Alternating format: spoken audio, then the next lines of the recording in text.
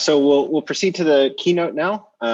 It is my honor and privilege to introduce our second keynote speaker of the day. This is Dr. Heba Abd, el-Gawad, a postdoctoral researcher at the Institute of Archaeology, University College London, where she works on the project Egypt's Dispersed Heritage: Views from Egypt, which you should definitely go check out if you haven't seen it. She speaks on issues related to repatriation, decolonization, and social justice. In particular, she argues that too many current exercises in decolonization repeat the mistakes of the past. That is, Western voices dominate, and these perspectives regularly ignore the continuity between the pharaonic past and modern Egyptian culture. Her work forces non-Egyptian Egyptologists to confront and recognize the problem with this racist mentality, using things like humor to bring these issues to the fore in a way that is both reflective of modern Egyptian culture, entertaining, and difficult to ignore. As a specialist in ancient Egyptian language myself, it's exciting to see someone challenging this harmful prejudice, which has also hamstrung our study of Egyptian languages for far too long. Today, she will give a talk titled, "To Repatriate or Not to Repatriate? That Should Not Be the Question, Centering Social Justice in the Current Decolonizing the Past Turn." So, Heba, take it away. Lovely. Thank you so much. And I'm super honored to be here and equally humbled because this is my first ever invitation as a keynote speaker in my whole life, not just my academic, but in my whole life. And it's for a cause that is very close to my heart. And obviously, I'm a big fan of Megan's work and everyone else's who's involved in the Saving Ancient Studies work. And this is my own call for everyone to support them as much as you can, whether by donations or just by plugging in the wonderful work they are doing on social media, etc. Without further ado, am I allowed to share my screen? I assume I am. You are, yes. Yes, okay. So here we go. So I'll go straight to the point in what I'm hoping or what I'm aiming. Well, maybe I just shared the wrong screen.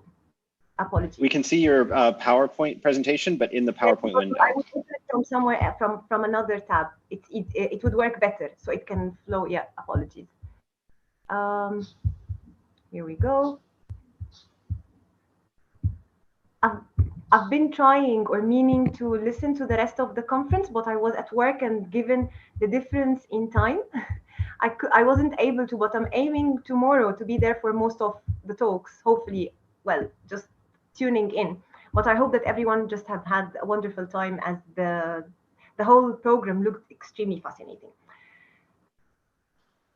So let's hit the point. This is not not to me to be claiming fame for myself. This is not just my work, but this is work I'm doing in collaboration with a variety of wonderful, amazing people here in Egypt and in the UK.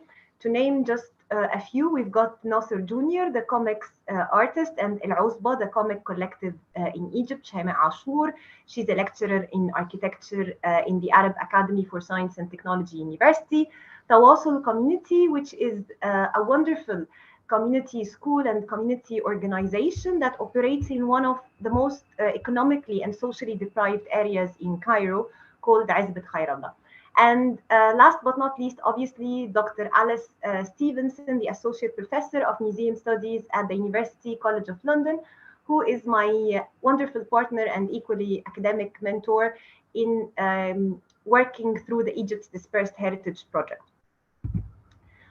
Why I'm making this huge fuss about all the problems with Western academia, or why am I too critical of the way the current decolonizing turn is happening in Western universities, Western museums, or Western academia in general? I find it problematic for a variety of reasons, and perhaps I thought that this could be a good summary of why I find it absolutely problematic. First of all, there is so much focus on objects. All what we hear about when it comes to decolonizing museums, which is, I find, quite distressful. I don't know if anyone else finds distressful, but it's very object-centered. We tend to talk about returning looted artifacts back. Moreover, it's very selective, that there is a very racist and a very colonial and a very Eurocentric interpretation of what counts as Africa, or what is Africa, that is becoming more of a country rather than a continent. The current Western perception of it, or the current Western dealing with it, turns it into a small country rather than a continent full of a diversity and multivocality of communities and voices. More or less, it's Western centered in the sense that it gives you the impression that this is being done for some sort of conscience clearing exercise, that this is done for the benefit of the Western museums, for the clearance of the conscience of Western academia, for the benefit of the West, rather than for the benefit of the previously colonized communities or the previously colonized cultures and countries. Moreover, it's equally museum-centered. There is so much centering in and around museums that we're doing this for the benefit and not even local museums, but precisely Western museums. There is also a huge, big problem that I find, or something that could sound like quite simple, but it's very problematic. There is no mention of the source communities whatsoever. They simply do not exist in the current discourse or the current questions that we've been asking of how or why we should be decolonizing museums, or how or why we should be repatriating certain objects back to their source or countries of origin. If we want to focus on the case of Egypt, which is the case that I could safely talk about more or less just as an Egyptian, a single Egyptian voice, not that I'm representative of all Egyptians, but the problem with the current repatriation path that we're going through is that it's very dual. To return or not to return, this is the only question that we are asking. But questions of who decides what should be returned, and who decides what should be returned to whom, and what happens to the objects once they are returned, who gets to decide where and how those objects get either displayed or stored, more or less is for who are we doing all this, for who are we repatriating all these objects. And for the case of Egypt, and given the socio-political system and the lack of a public voice, either in the selection of the objects to be repatriated or in the choice to be made once the objects return back to Egypt, who makes the choice of where should these objects be rehoused or rehosted or redisplayed, this is problematic because the current system or the current policies of repatriation that exist, be it within the UNESCO or be it within Egypt as a state, it doesn't allow for a wider public opinion intercourse, or it doesn't allow for a discourse, for a public, well, apologies, for a public wider multi-vocality discourse or discussion between the various communities at their multiple levels and their multiple layers. And this is extremely problematic because repatriation within the current socio-political system, or repatriation with the current legal framework that exists, be it in the UNESCO or be it in Egypt itself as a state, would not achieve the social justice that we're caring for. Social justice means that objects that has to be returned should work for the benefit or should bring justice to the multiplicity of the communities that exist within a country or a state.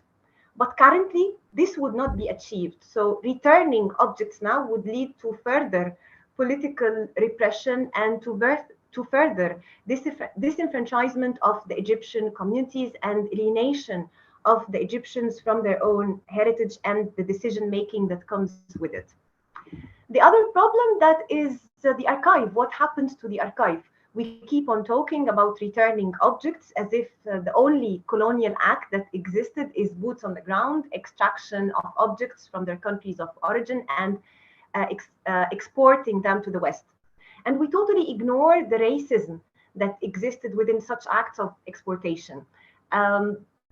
The racism that came with the studies of the skulls, or the many attempts that were done to prove that the ancient Egyptians were descendants of the white privileged race, or perhaps the white superior race, rather than being from African origin. And this was the basis of the Petrie study that he was doing on the ancient Egyptian skulls. And he was exporting illegally ancient Egyptian human remains from Egypt to Britain to get involved in the studies of the eugenicist system, or the racist system that led to later the Hitler movement, I would say, or the Hitler trauma or destruction of the selectivity of which races do deserve to live or which races do deserve to die. And archaeology is very much affiliated with such racism. But we rarely tend to think about that. We tend to focus on only the act of exploiting the objects or exporting objects. And we totally dismiss the traumas that one can find in the archive, particularly if you are a local archaeologist or if you are a member of the indigenous community who confronts this archive, the trauma that you face. How can we undo this by decolonizing? How can this act of huge racism be undone by repatriating few objects back home? This would never happen. This social justice that is long overdue, that many of the previously colonized communities do deserve, would not be achieved by simple acts of returning objects back in what I would see or what I would personally describe as a conscience clearance exercise, or this is how I see it, at least as a member of the Egyptian community and a member of the Egyptian archaeological community as such, but only a single voice. The other problem is that many of the objects that got to leave Egypt have left Egypt illegally. And I'm not just talking about the star objects that we all know about, like the head of Nefertiti in Berlin or the Rosetta Stone, the war spoil currently residing in the British Museum, but many of the objects that are currently on display in Western museums have equally left Egypt illegally. They've been exported. And this comes from the self-confession made by Amelia Edwards, who was the founder of the Egypt Exploration Society, the main UK entity or the main UK institution that was facilitating British archaeological work in Egypt and the export and distribution of ancient Egyptian finds from Egypt to the whole world. This is her own confession, that this was a chase, and the chase itself, it was more of a game that is prohibited. So who gets to decide what really should be repatriated back? And who gets to decide how could such racism or how could such illegal act be undone? Or how can we heal the communities from such exploitation that is happening, that happened then, but still does have its impact today on the living communities within Egypt?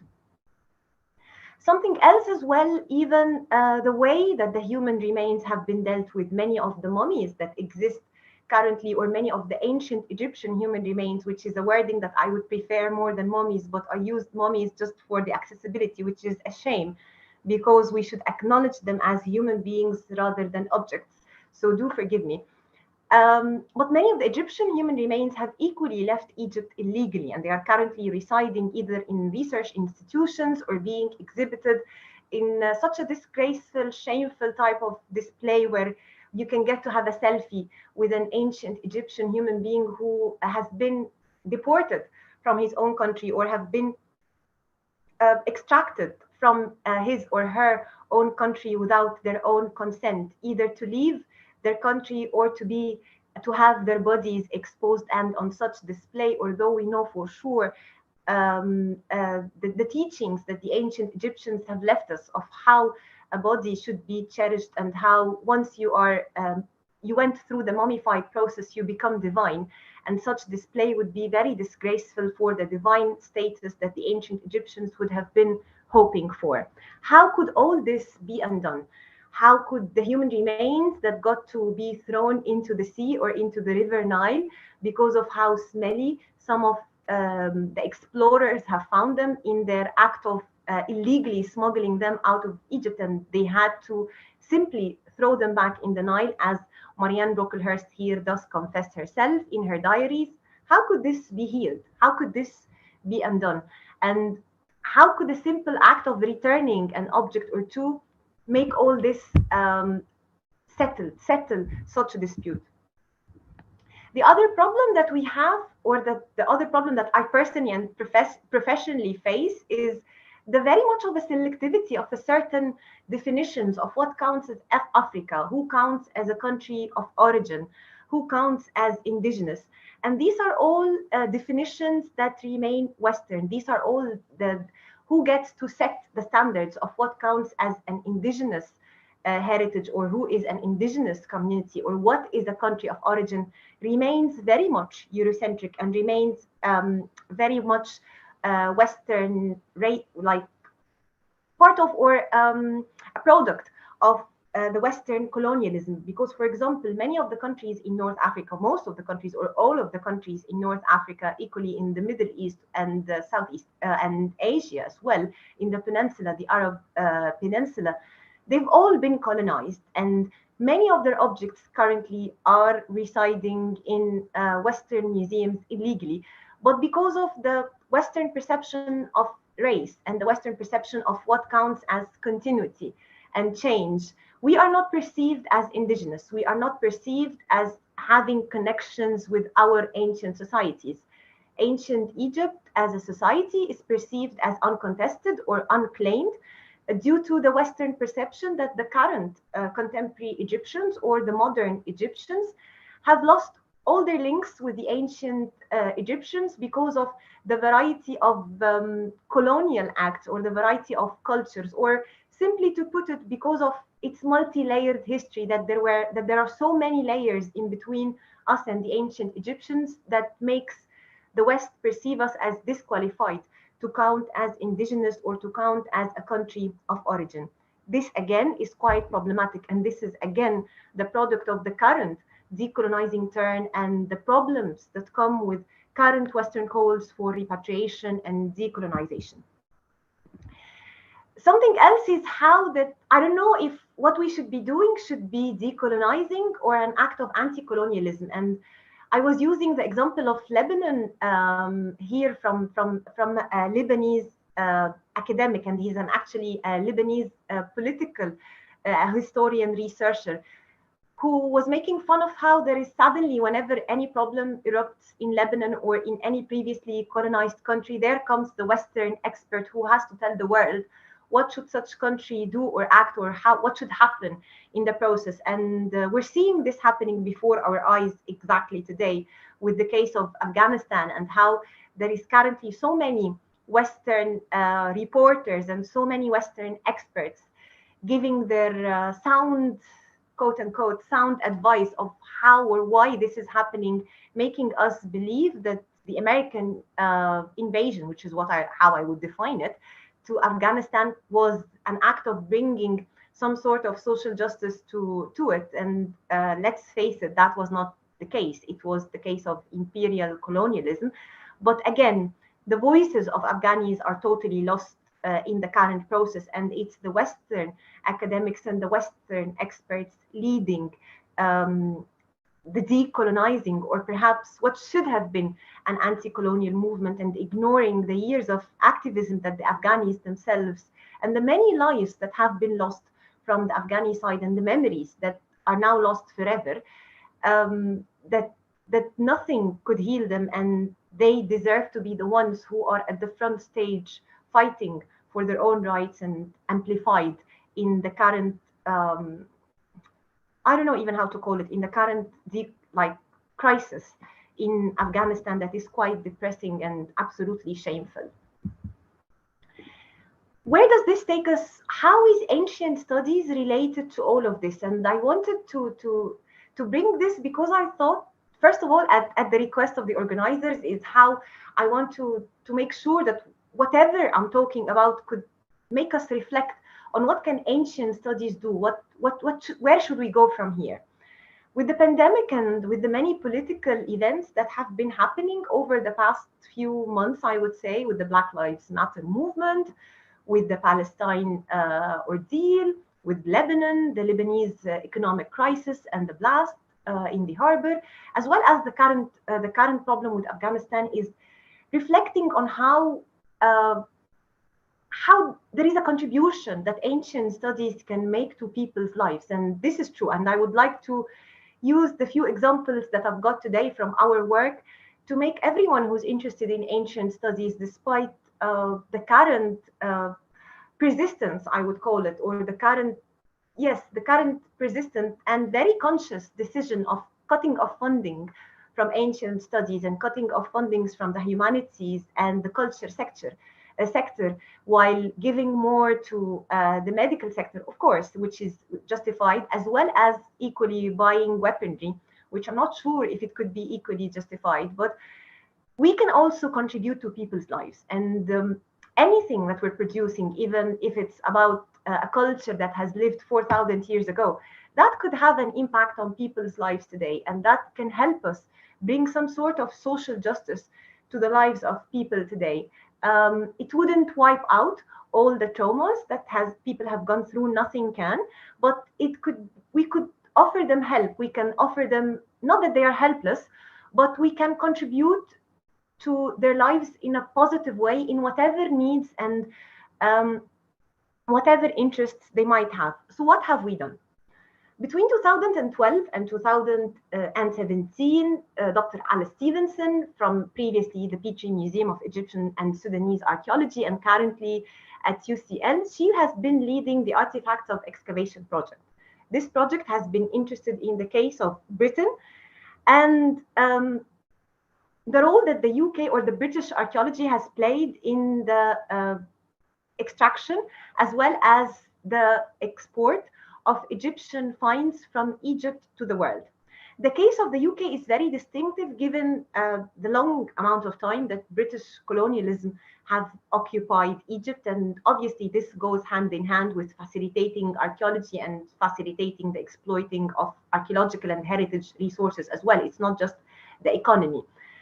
And the case of Britain, that what the team with Alice Stevenson have been doing was collecting all the artifacts or all the instances of excavations that were done by UK archaeological, be it archaeologists or be it collectors or whatever, and tracing where did these finds or where did these exported artifacts have reside now in the world. And they discovered that there is a piece of ancient thousands, tens or hundreds of thousands of ancient Egyptian objects that are currently residing in nearly 350 institutions. And institutions, this can be a garage, this can be a museum, this can be someone's attic, in 27 countries in the 5 continents. This is the largest case of distribution of finds from any country of origin to the world in the history of archaeological sciences. This is the largest of scope and scale as well. We've been thinking, and Alice has collected, and she's recently published in 2019 her book, Scattered Finds, which you could find online. It's open access from UCL Press, which I do encourage you all to download and have a read through, even if you're not an archaeologist, because even if you're not an archaeologist, that's one thing, but even if you're not an Egyptologist even, because it's very relevant to everyone working within a colonial archaeological setting, be it a practice or a legacy. It would be quite relevant for other case studies as well that go beyond Egypt. We've been thinking of how that this Western fascination with ancient Egypt led to Egypt being what we can call an orphaned culture. It's a culture that is very much imagined, and it's a culture that is deliberately disenfranchised from its local communities and from its country of origin, that it's frozen in place and time. It's totally isolated. It's very much imagined. Egypt in the museum or Egypt in the Western fascination is a concept. It's not a country. Egypt stopped when the pharaohs stopped, when the pharaohs ceased to exist, when Alexander the Great stepped in. Ancient Egypt, as imagined by the Western civilization, ended. Egypt has stepped out. This is something that you would find explicitly, and it's very much apparent in UK museums. And UK has a very distinctive relationship with Egypt, that Egypt is part of the social history of Britain. Every single town, be it every single city, every single town in the UK does have a small ancient Egyptian collection, or even big. And usually Egypt is singled out from world cultures. So it's orphaned. You would see, like, for example, the sign here at Liverpool Museum, world cultures goes to the right, while ancient Egypt goes to the left. They are totally alienated. And when we look at the British Museum, the large board that they would have there, you would have the mummies, and then all the other cultures sandwiched in between, and ancient Egypt in the end. So it's more of a concept. It's not even a culture. It's totally singled out or isolated or frozen or orphaned, not only from its modern communities, but equally, one would say from the other ancient cultures which have existed around the same time or within the same region. Uh, from the visitor surveys that have been done in UK museums, we've realized that the British public are not interested in knowing anything about the modern Egyptians. They have no interest in knowing anything about the history of Egypt beyond the pharaohs. This is something that is beyond them, and they have no interest in that. This also comes with many stereotypes, and it does have more or less an impact or a legacy on how modern Egyptian communities are perceived or discriminated against. And this can go hand in hand with Islamophobia or the current ways that minorities residing, particularly from the Middle East and from North Africa, the way they are discriminated against within the UK, despite them being a huge or a large immigration community.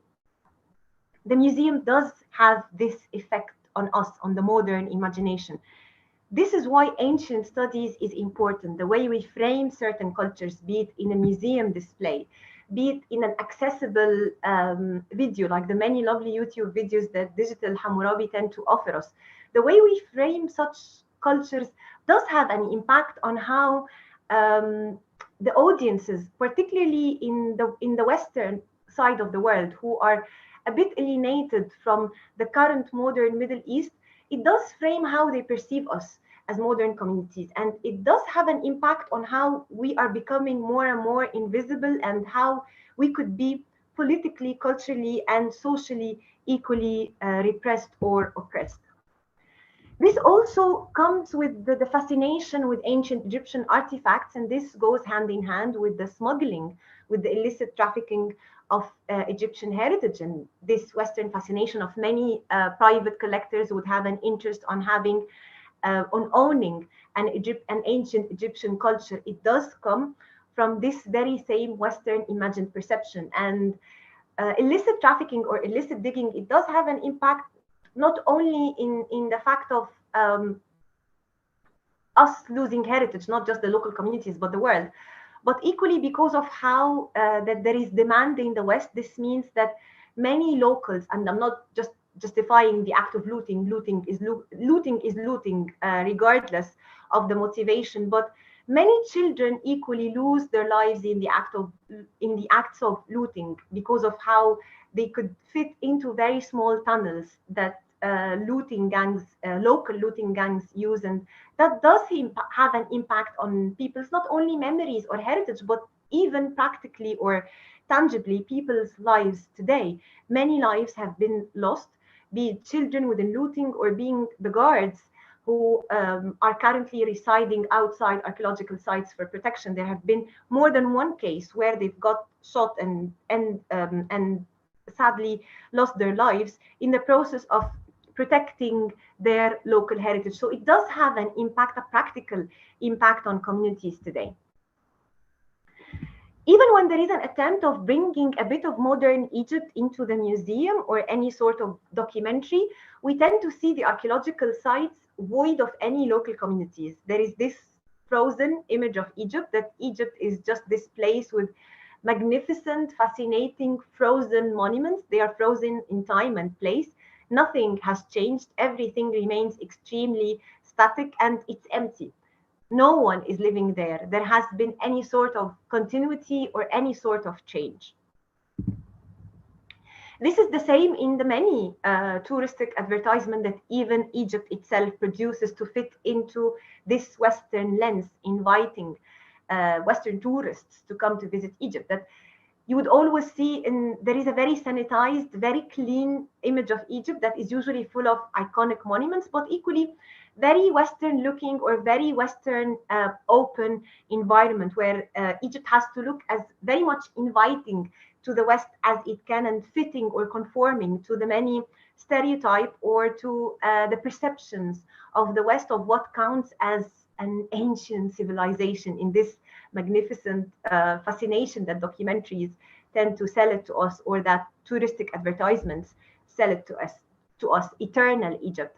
Yes, it is eternal, but it's eternal with a lot of change on the ground, many layers, and equally continuity, but even continuity takes a variety of forms. What I would like us to reflect on today is how there are many Egypt. Within the amazing, magnificent view of the pyramids, there are layers of modern Egyptian communities that are equally diverse. Egyptians remain using their heritage in a variety of ways. This heritage is living, but it takes a variety of forms. It could be the pyramids, but it could be equally an abandoned Muslim mosque, or a Coptic monastery in Fayoum, or the mummy portraits, the Egyptian Roman mummy portraits, and how Egyptians use them today, either as decoration for mugs or plates, or just a portrait to hang in the wall, or a graffiti, or in the way we line up our clothes, because it does have a cultural code. This equally counts as heritage. Egypt is more than the pyramids, and there is no single pyramid that fits everyone's Egypt, and there is no one Egypt that fits every Egyptian perception of what counts as Egypt.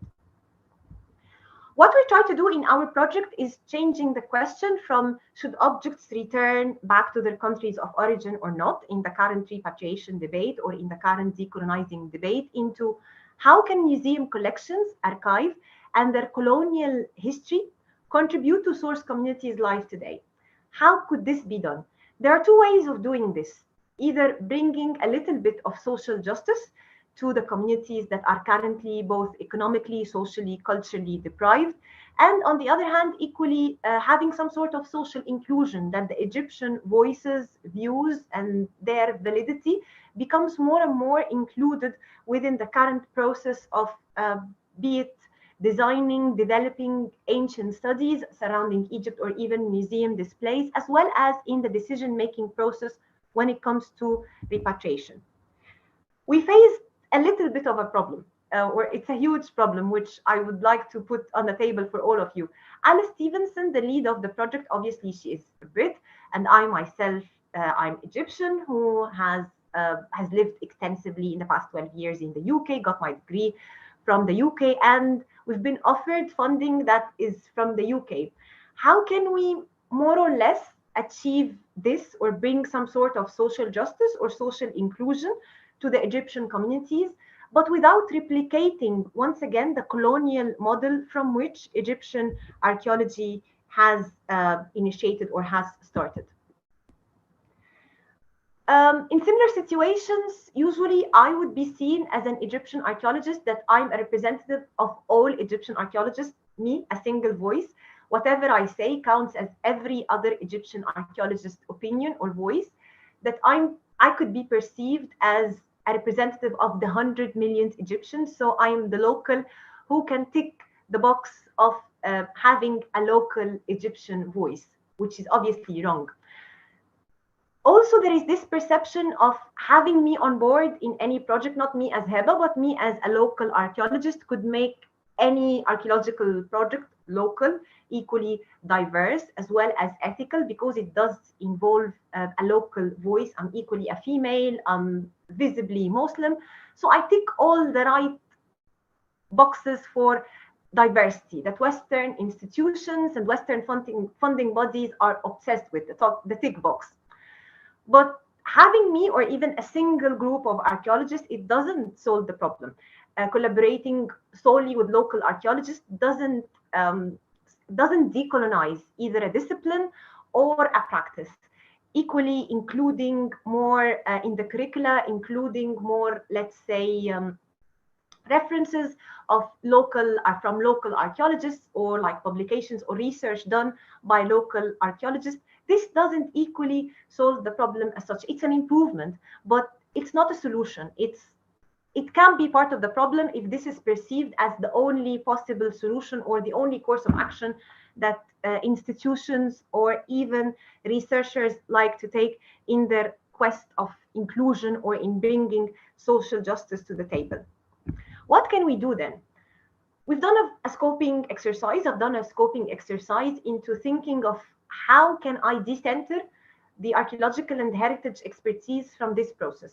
How can we have a project discussing Egypt's heritage that is dispersed all over the world, but in a way that archaeology is decentered, that the community of practice is only one fraction from the holistic multivocality of Egypt that does involve the community of place and the community of interest.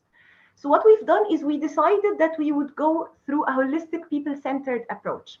We would have representatives from the three main community groups that exist within any community. That is the community of place, the community of interest, and the community of practice. And we would be involved with local initiatives that are already running on the ground, with people who are offering social justice or people who are making a difference already or contributing to Egyptian lives today through existing projects, rather than us coming as the outsiders or us coming with the money, take the money, do whatever we want. We would like to be local. We would like to operate locally, being part of a local initiative. What we've done is that we worked with a collective of Egyptian comic artists. Here we see with the Cape Nasser Jr., then el-Uzba Collective, then Dina Muhammad, who was the first to bring a female hijabi superhero. Although what I find interesting is that Dina is not a hijabi or is not wearing a headscarf herself. Equally working with Moira Adel, a very talented feminist visual artist, and the community school at Tawasul, which, as I said earlier, it's one of the most economically, socially deprived neighborhoods within Cairo, which is called Azbet Khairallah. And there is a community school that operates into offering education for children who have skipped education for a variety of social, cultural reasons, but equally offering women within the neighborhood, those who are single-handedly running families or the sole breadwinners within the families, into an empowering enterprise where they are producing local crafts, and all the funds or all the money, all the returns go back to the women themselves. On the other hand, we thought into approaching equally the academic or the community of interest, working with Dr. Shaima Ashur, from the Department of Architecture, into thinking of ways how can we design or how can we redesign Egypt within the museum's display or the museum space, be it in Egypt or in the West, from an Egyptian perspective. Also working with Asil Hub for Egyptian designers, helping us to come with more modern designs, and equally trying to attempt or reapproach the quest of the ethics of human remains from an Egyptian point of view or from an Egyptian perspective, working with fine artists Rania El-Helu and Mina Nasser in producing a fun animal mummies artwork for us that can help us reflect on how or why should we study if we should or shouldn't display ancient Egyptian human and animal remains as well. For this to have an impact, or for any of the work that we are doing to have an impact back into the West, we thought that we have to work hand in hand with UK partners and UK museums. So we have 5 museums: Liverpool World Museum, the National Museums of Scotland, Petrie Museum of Egyptian and Sudanese Archaeology, Manchester, and the Horniman Museum and Gardens in London. This is scattered all over the UK, and it was an attempt from us to decenter London as well and to work beyond the center for us to have a proper impact into changing the UK perception or representation of Egypt in a way that is more honest to its modern Egyptian community and equally to its ancient Egyptian community. And obviously, we've been working with the Egypt. We are one of our main partners, and we are relying mostly on their archival collection, is the Egypt Exploration Society, the entity that was established by Amelia Edwards, that we've just seen her quote earlier.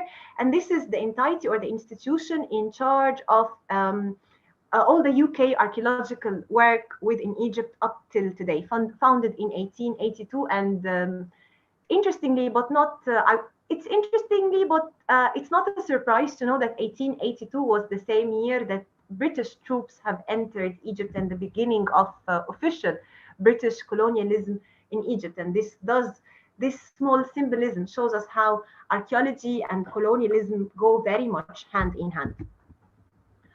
The guiding principles that we try to use in our work, that could be, I would say, a guiding principle of any sorts of ancient study, is to try to have an approach that is more of bottom up, that is honest to the local, be it the local tradition or the local knowledge or the local culture, as well as there is a two-way accountability, that I'm accountable to the community, but equally the community is accountable to us. We both have agency. None of us, it's an attempt of moving away from the victim and the oppressor, that we both share the same power and we can both be victims and oppressors at same or single times. There is equally the sense of transparency, because this is important when it comes to discussing colonial practices, because as I mentioned, there were so many horrors, traumas, lives lost, and memories, and so much atrocities that came with colonialism, that we need to be, even when we're confronting colonialism, we have to be transparent, but we equally have to be sensitive to the traumas, the local trauma that might erupt by bringing those stories back. But equally, we need to be sensitive to the local customs, the local culture, and the local traditions, where certain topics or certain discussions have to be dealt with in a more sensitive way, for us not to offend the local communities, or for us not to be a burden equally on the local community. The first step that we made is the terminology, how we call our project. Our project, when we were writing the application for funding, we've written the funding application together with the partners that I've just outlined. They were equally contributing in designing the project. So it's not that we created the project in total isolation from Egypt, and now we're dumping, or we're just like we're imposing ourselves into the local communities or into those partners. No, they've been involved from the very beginning in the writing and the developing of the application, because we wanted the main center for us to be responding to Egyptian needs and aspirations at the same time. And that could be the way that we could more or less bring social justice to the communities and do contribute to the lives of people today. So the first step that we've done, that once we've arrived into Egypt, or once we were happily successful in our application, that the name of the project in Arabic or in Egyptian Arabic have changed into Our Dispersed Heritage, أثرنا المتغربة. We felt that this is a way of giving the power to the people back, and it's a small symbolic act, but it does acknowledge that who owns the agency, that we share power. It's not us holding all knowledge, being far more powerful than the communities we are hoping to engage with or to work with. The first example that I would use is the comics, and why we chose social media as our intro to the project, or to the way that we introduce ourselves to the Egyptian communities. First of all, Egypt is perceived, this is not just me being biased, but by the statistics, we are one of the most countries who are represented on social media. And Egypt also has a wide range of, that we tend to use social media not only for engagement or interaction, but as a problem-solving technique to solve many of the issues we face. And it's the way of how, independent from the government, we can find solutions to the many problems that we face, be it economical, political, cultural, or even from an infrastructure or even health point of view. You can get some sort of health advice from the Facebook pages of certain accredited doctors. That could be your way. It's not the best of means, but again, it's a solution rather than, and it's better having no medical advice whatsoever. So people try through these local initiatives to find solution for the many problems they've had. So social media, we felt, was our way into becoming part of the Egyptian community at large. One other thing is that it's representative of Egypt's multivocality, as in the age group. All social groups, all of the Egyptian demography, all of the age groups do exist or do use Egypt's social media, are on most of the platforms. So Nasser Jr. was the first local partner, or he's the first local superhero, I would say, that we've approached. And I think Nasser, we chose Nasser, or we felt that Nasser could be a wonderful partner for us for a variety of reasons. First of all, Nasser's comics are extremely relatable. He tends to produce comic strips for any sort of situation that anyone could pass could go through, not necessarily an Egyptian person, but any sort of situation that we go through, be it being stressed or having some sort of a mental health drain, or equally procrastinating, and the problem, a comic that never ends. This is something that is very relevant to all of us everywhere around the world. The way we tend to procrastinate and thinking that we've got no time without actually being productive, and we say maybe tomorrow, and then nothing happens, tomorrow never comes. So yeah, it's quite relevant. And the other thing, it's quite responsive, and this is very clear from his. He was one of the first people to develop a comic on COVID when we had it, when COVID was still a virus that we were not very sure what is it and what it does to the world. And here comes Nasser with a comic kicking in January 2020 is going to be my year, but it was equally Corona's year too, not just Nasser's year.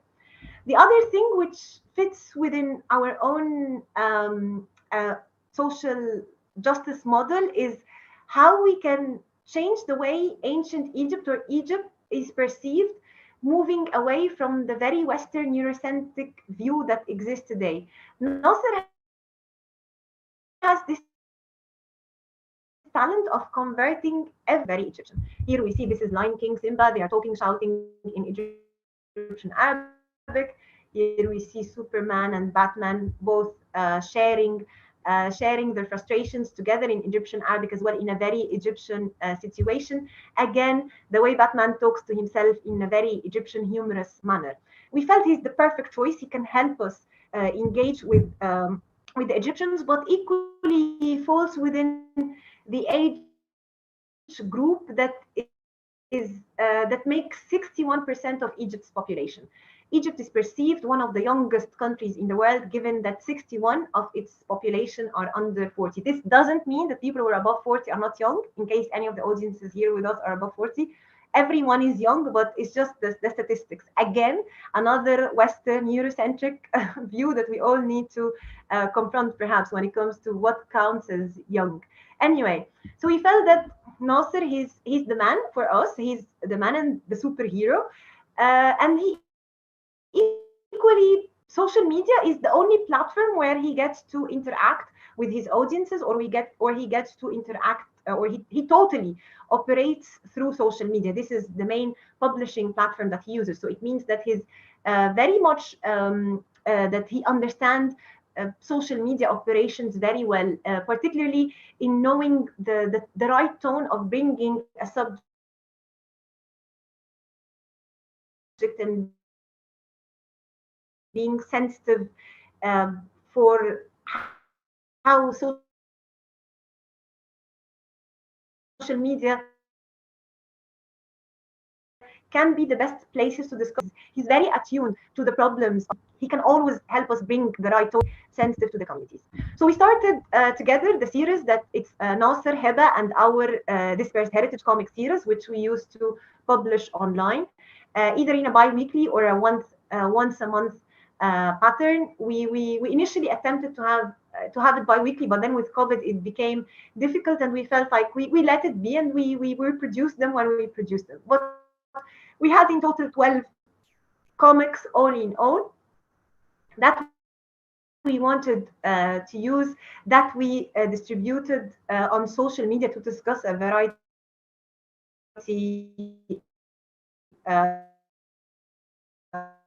of questions or academic world and the Western academic institutions, and usually happens in absolute isolation from the Egyptian communities. Having our names, you would think it's not narcissism, but we wanted to have something that people can relate to, in the sense something honest and personal. And when we were discussing how we should do this, me and Nasser were having hilarious back scene discussions. And Nasser and myself, we've been producing all this comic series and we haven't met even once. We've been doing all this through WhatsApp and through texting. I've never met Nasser. He lives in Alexandria. I live in Cairo. With COVID, it became difficult and we couldn't meet. We were totally operating on WhatsApp, but the discussions that we were having in the backstage were extremely funny. And then we felt that maybe the dialogues that we have, we could convert it into a comic series of a variety of comic strip 12 comic strips that people could relate to and can engage with us in. And we try to reflect how an Egyptian responds with certain topics. The first thing that we did is that, and this is a true story, when I was telling him the amount of heritage or Egyptian artifacts that have left Egypt by Britain and that now they exist in 27 countries in the 5 continents, I found like Nasser like attempting that he's wrapping himself as a mommy, asking, well, can you tell them that? And this was the irony of how, while our ancient Egyptian heritage is welcomed everywhere around the world, we as Egyptians are usually denied visas to enter the very same countries that are hosting our heritage or that claim that they are safekeeping our heritage from us. Egyptian applications for visas tend to get refused a lot, and the irony that in 2018 a group of Egyptologists have been on Egyptology, but ironically, but not surprisingly, level of irony that we are talking about here. And this became very much relatable because this is something that we all tend to share. For us, traveling around the world is inaccessible with our Egyptian passport, while our ancestors, the ancient Egyptians, are welcomed everywhere around the world. But our passports are usually not fit for travel. We are not equally fit for travel. And this came at a time where over the past few years, there have been tightening or there have been denying of entry for certain backgrounds due to the growing far-right extremism against Muslims or against certain cultures, and Egypt was on the Muslim ban list as well. So this was very relevant. And from the responses that we got on social media, and this is part of why we chose social media, because it's equally a medium that people can talk to us back to. Like it offers them an opportunity to respond to us at their own time, at their own rules, and at in the way they perceive it or how they feel it's safe. In like it's at their own device. It's people make the choice of whether they want to actively respond in writing or not, or to like it or not like it or whatever. So it's an open medium where we introduce or we enter into a dialogue with the Egyptian communities, but it's a two-way dialogue that they can respond back to us or talk back to us. This came at a moment where also what was interesting, that at the time of the Syrian crisis and the Iraqi crisis as well, and most of the crisis in the Middle East, at the very same time where refugees were denied entries and where you could make a news interview with people who are crossing the English Channel to save their lives without actually allowing them into the UK. At the very same time, the UK was offering huge funds, multi-million funds, to protect the heritage in the Middle East. So whenever the question of heritage or lives comes, when it's related to the Middle East or when it's related to our area, and I would assume the whole of Africa as well, heritage always wins. Heritage wins over our lives. So if they have the choice to save our lives or save our heritage, they choose our heritage every single time. And we made another comic that goes into this. Here is Nasser making a visa application, complaining about all the paperwork that he had to do.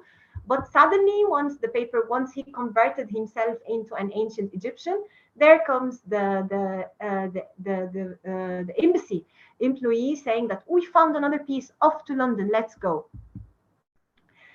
The other thing that we wanted to discuss, and this is a warning that the coming slides would have images of human remains, so as not to a warning for you, if any of, just out of respect, if this can bring certain out of respect to the ancient Egyptian human remains, but equally to the audiences, if this could be destructive or if it could be distressing in any sort of way.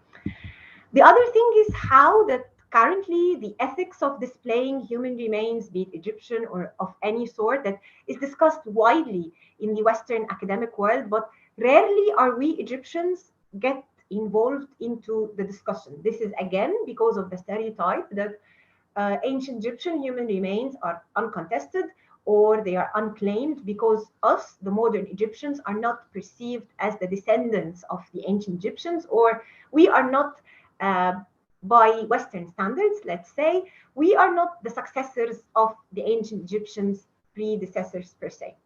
So we decided to make a comic where you would see two white male scientists, and this is deliberate, where they are both discussing, and you would see the mummy in between with them. Her facial expressions are quite, but like it's what we thought, because we wanted people to think of human remains as humans. So that's why it has a facial expression. It's making faces. It can feel, even though in the museum wants to make us think that it's an object. We should defy this. It's not an object, it's a human.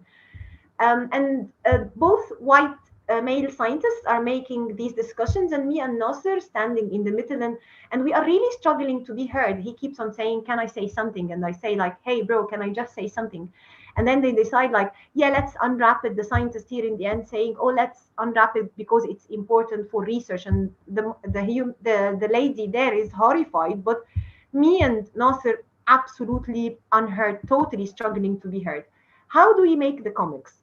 The comics, for them to be relatable and relevant, and for them to be a way of offering museums, but equally any sort of ancient study, an example to replicate, perhaps if they find it working, that we use an actual object that exists in one of our 5 partner museums, together with a real archival material, and we make our comic around it. So it's very evidence-based. It is evidence-based. We used the object, that the coffin that is currently in the Horniman Museum, as well as the unwrapping mummy incident, and how there was this unwrapping party at the Horniman, and in the end, the guests ironically received souvenirs, which are like parts of the human remain teared apart, and they were offered bandages and they were offered pieces of the body as a souvenir from the unwrapping party, which is extremely shameful. And this is what I'm talking about when it comes to how can we heal this? How can this get undone? And we used there has been a lot of sensational news stories, particularly in 2020, with many studies on ancient Egyptian human remains that didn't really follow any the ethical standards. And it made us reflect on how there is a need of ethical reform, but again, with the call for a need of an ethical reform, Egyptian voices were totally isolated, totally alienated from such discussions, and totally ignored in these discussions. What we used to make up the story here, or the comic strip here, is a scene from a very famous modern Egyptian comedy, an Egyptian chef who traveled to China to make them taste modern Egyptian food. And he's struggling to be heard between 2 Chinese ladies, and he doesn't speak any Chinese, obviously. So he's standing in the middle, totally clueless and totally ignored in the discussion or ignored in the conversation. And we felt it can be quite relevant for how modern Egyptians are ignored from all discussions of displaying or researching human remains. As I said, our comic was responsive because at this very same time, when we released our comic, and this is why we actually thought of bringing a human remains focused comic at that time, is because of the many sensational research and news stories that were absolutely unethical in a variety of ways, either from bringing back a priest's voice to life, which is nonsense, or from the screaming mummy and making assumptions about mummies, the race or whatever. And even one of the studies was proving that the mummies revealed, the DNA studies revealed that they were more European than African.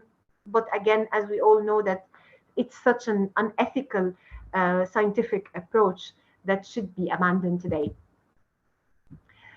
What we felt also with COVID, that we can discuss the way that in the social isolation that we were all forced to go through in 2020, it's the same case, because ancient Egyptian objects or ancient Egyptian human remains currently in Western museums or currently in museums outside of Egypt, they are equally isolated from their country of origin, that is Egypt, from the Egyptian land. where they were, which gave them the inspiration to produce this culture and the environment that led them to create this civilization, if that's how you would like to call it.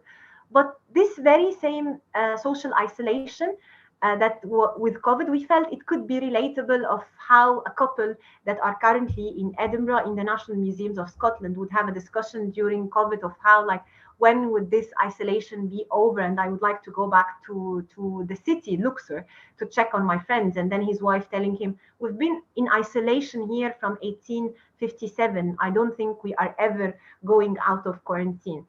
It was a way of bringing how that the emotions that we feel today, given the social the isolation that was imposed on us and the quarantine imposed on us because of the pandemic, that perhaps this could be the same feelings that the ancient Egyptians currently deported or displaced.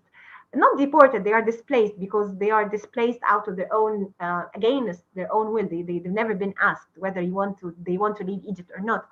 That this can be relatable to the same.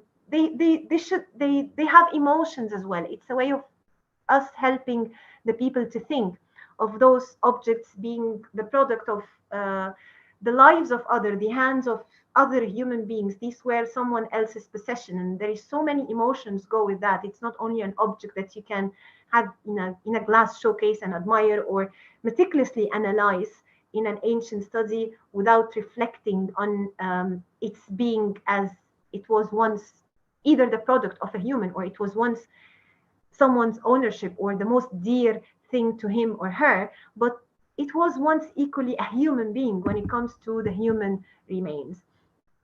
The last example I would use here is how that there is usually the claim of how heritage is safe everywhere in the West, safer far than it could be in Africa or in the Middle East. That's the claim that it's 2021 that we're still hearing. And we felt that maybe the case of Liverpool World Museum and the incident in 1941 could be a wake-up call for people to feel that heritage could be destructed everywhere. This is heritage destruction. This is part of the political drama or political war. And there was the Second World War II, where Germany blasted the whole city of Liverpool, and this led to the destruction of the whole Museum of Liverpool. And the Museum of Liverpool at the time in 1941 used to hold 3,000 ancient Egyptian objects, and this was the second largest collection in the whole of the UK after the British Museum. And all of these objects were gone in a blink of an eye.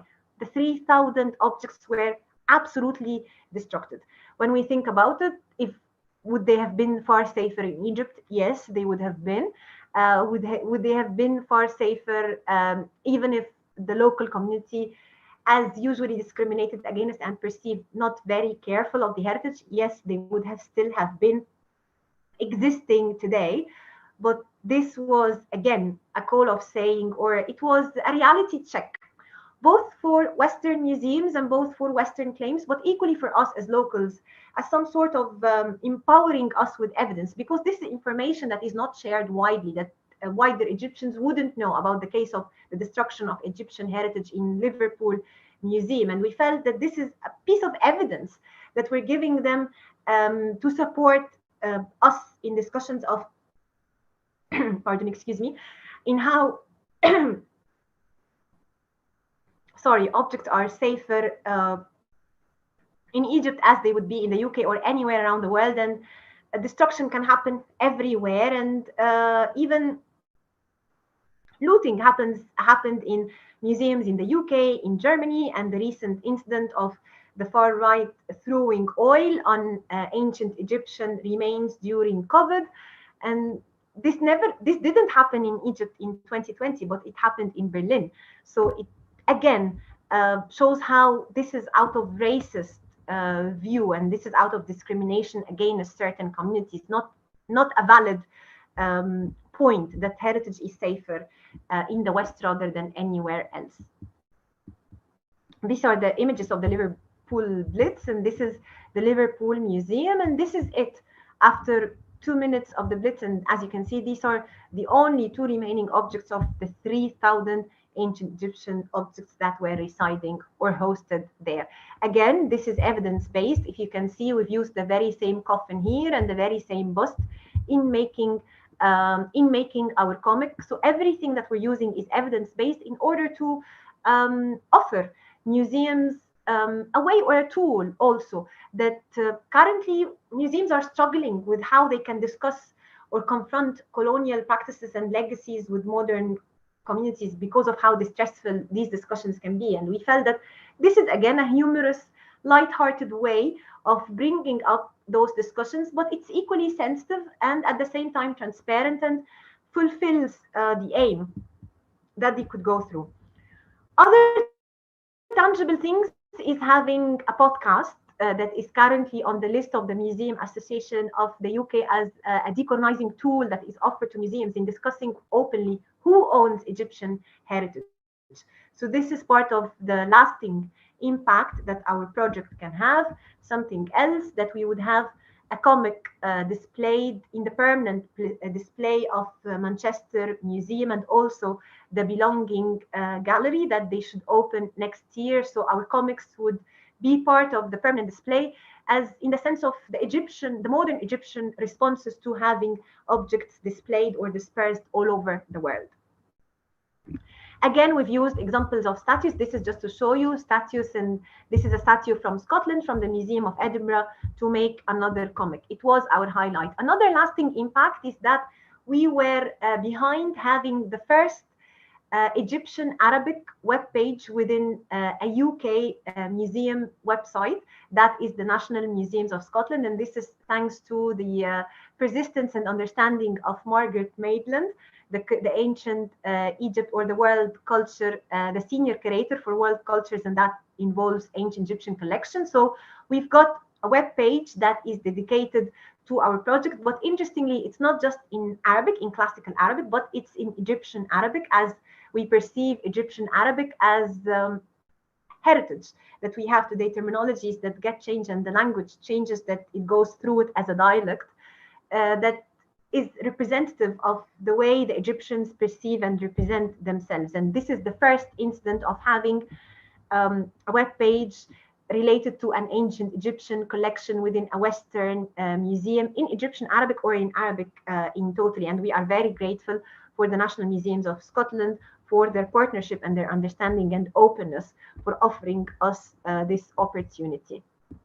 We've equally had a public discussion that or a public panel, because we hope that any discussions we make with the Egyptian communities, if it doesn't go back to the UK, then it would be pointless. We want to engage with the Egyptian communities and empower them with the evidence, or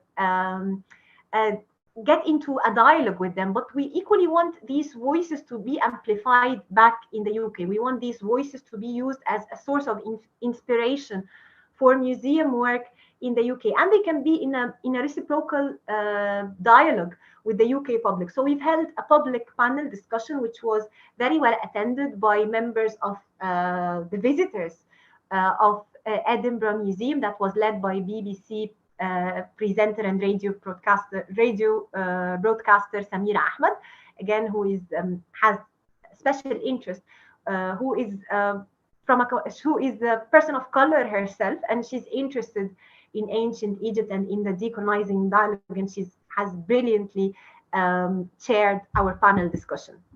Something else is the work that we are doing currently with the Tawassul community. This is, as I said, one of the most deprived socially and economically areas in Egypt, and children in Tawassul, in this part of Cairo, might never have the opportunity to leave Egypt.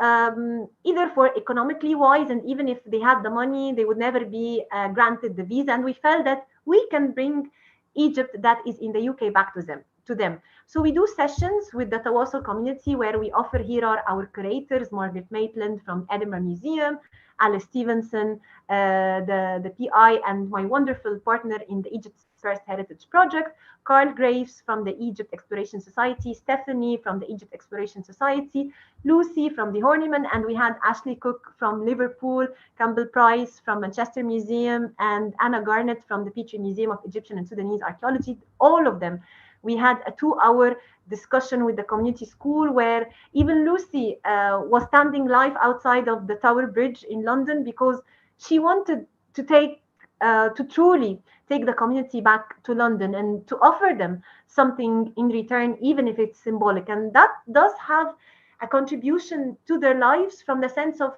them feeling that they are worthy, raising their self-esteem, and them feeling that they have something to offer, not just to Egypt, but to the wider world beyond Egypt itself.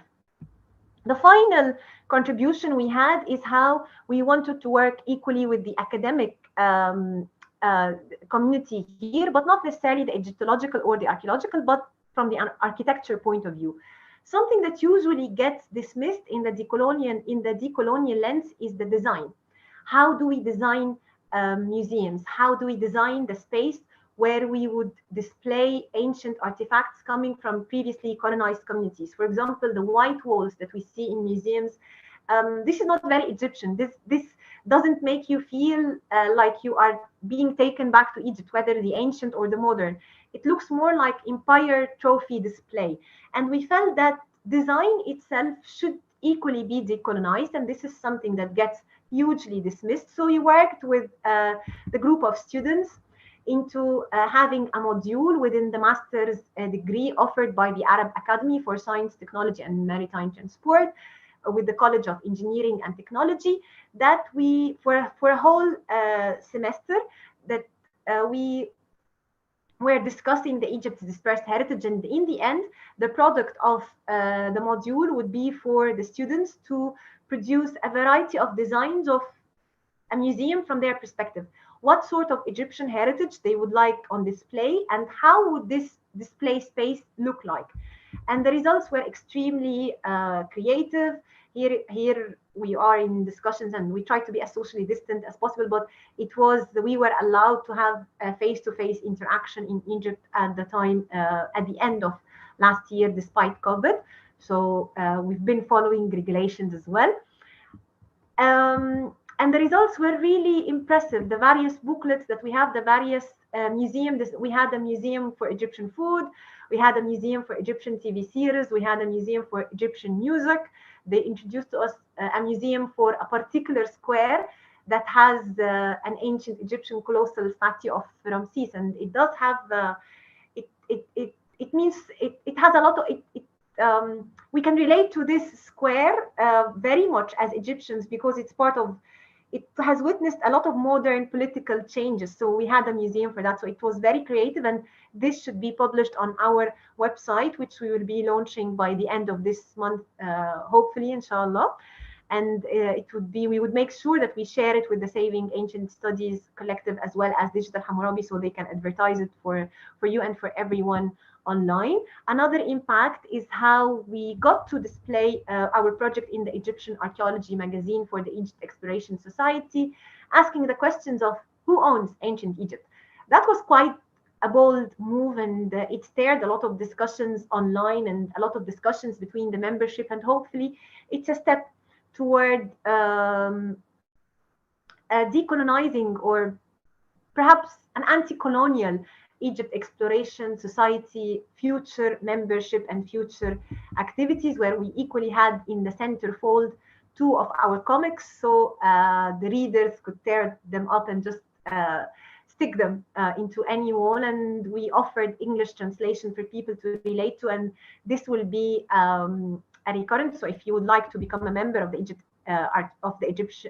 Exploration Society, they use all the money to fund projects like ourselves and other projects. And you can equally just buy the Egyptian Archaeology magazine and own one of our comics yourself, and hopefully hang it in the wall, and maybe send us a picture as well if you once you hang it in the wall.